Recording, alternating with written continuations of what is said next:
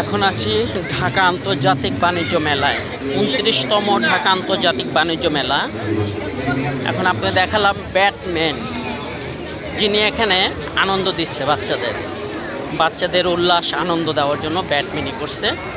আমার ডান সাইডে আছে দেখেন ঝর্ণা, ঝর্ণা, বাম সাইডে আছে এখানে হবে সেবয়, আইসক্রিম এরিয়া সেবয়, এবং উপরে আছে আপনি দিল্লি ম্যাঙ্গো।